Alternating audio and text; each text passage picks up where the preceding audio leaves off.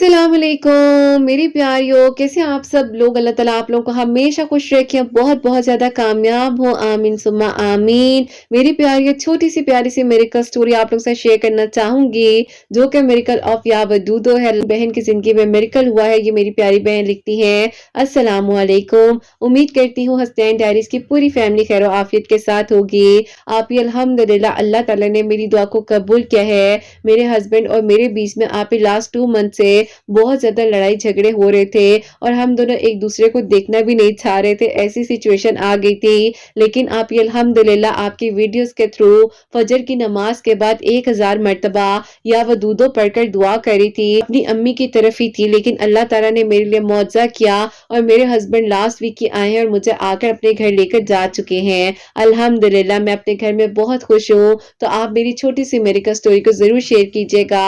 अल्लाह हाफ़िज़।